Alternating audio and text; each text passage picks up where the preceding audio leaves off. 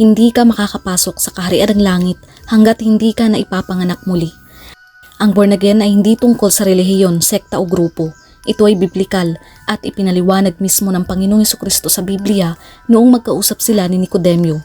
Si Nicodemio ay lider ng mga Hudyo at kilalang Pariseyo na ang ibig sabihin ay tagapagturo ng kautusan, kung saan ang mga Pariseyo noon ay tinuturing na matatalino at relihiyoso sa paningin ng mga tao. Makikita natin ang kwentong ito sa Ebanghelyo ni Juan, kung saan ay dumalo si Nicodemio sa Panginoong Hesus para makausap ito.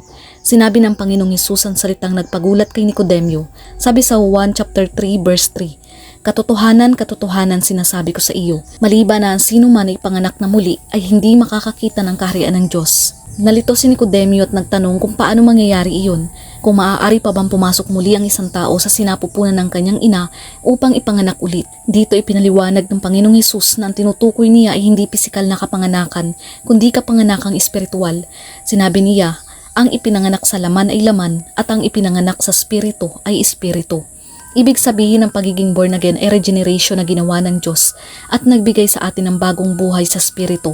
Ito ay experience kung saan magbabago ang ating puso at espiritu. Sabi nga sa 2 Corinto 5 verse 17, "Kaya't kung nakipag-isa na kay Kristo ang isang tao, isa na siyang bagong nilalang, wala na ang dati niyang pagkatao. Sa halip, ito'y napalitan na ng bago." Mangyayari lamang ito sa panahon na tinanggap natin ang Panginoong Hesukristo bilang Diyos at tagapagligtas at bibigyan niya tayo ng bagong buhay at bagong kalikasan. Ito ang regalo ng Diyos na natatanggap sa pamamagitan ng pananampalataya na nagre-resulta sa ating muling kapanganakan sa Espiritu. Kaya naman ang pagiging born again ay tunay na biblikal. Hindi ito imbensyon ng tao kundi turo mismo ng Panginoong Hesukristo. Nangangahulugan na lahat tayo ay kailangang maipanganak muli para makapasok sa kaharian ng langit. Narito ang 3 patunay na born again ka na.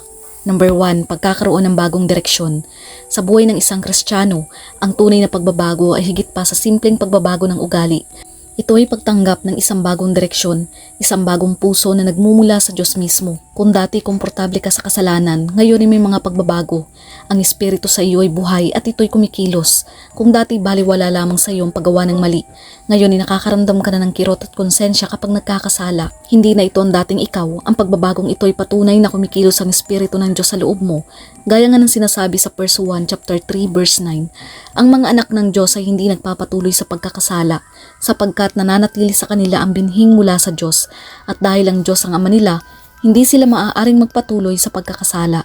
Ito'y nangangahulugan na ang isang tunay na anak ng Diyos ay hindi na nananahan sa kasalanan. Ang bagong buhay na ibinigay ng Diyos ang pumipigil sa atin na patuloy na mamuhay sa kasalanan.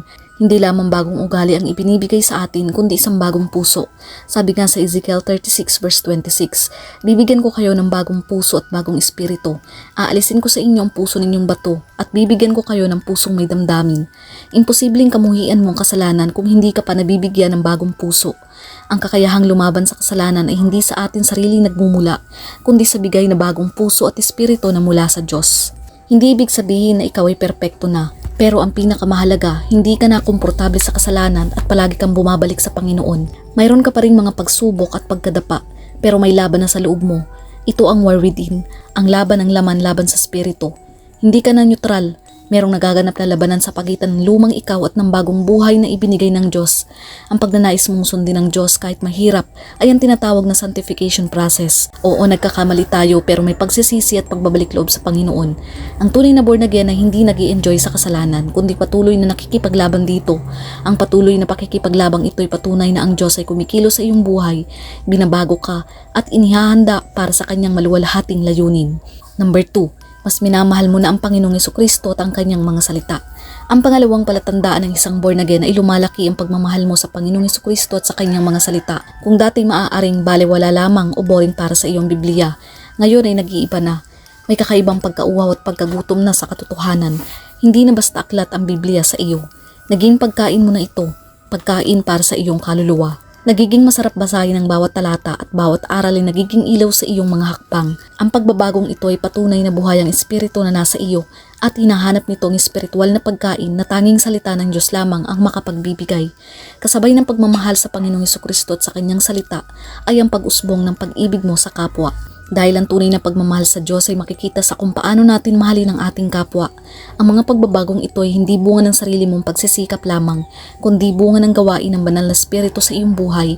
Ito ang patunay na ikaw ay nasa bagong direksyon, may bagong puso, at lumalago sa pagiging tunay na tagasunod ng Panginoong Hesukristo. Number 3, nagkakaroon ka ng bunga.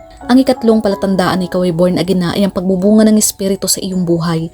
Hindi lamang ito tungkol sa mga salita o paniniwala, kundi sa pagbabago ng makikita sa iyong mga kilos at pag-uugali. Sabi nga sa Galatians chapter 5 verse 22 to 23, ngunit ang bunga ng Espiritu ay pag-ibig, kagalakan, kapayapaan, pagtitiyaga, kabaitan, kabutihan, katapatan, kahinahunan at pagpipigil sa sarili.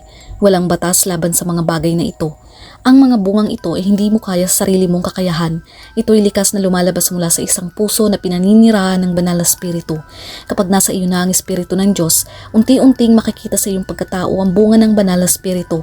Ang pagkakaroon ng mga bungang ito ay hindi nangangahulugang perpekto ka na, pero ito ay isang malinaw na ebidensya na ang buhay mo ay nagbabago at lumalago dahil sa patuloy na gawain ng banal na Espiritu na nasa iyo. Ang pagiging born again Christian ay patuloy na paglalakbay. Hindi ka perpekto, kundi ito'y sa pagiging tapat sa Diyos na nagsimula ng mabuting gawain sa atin.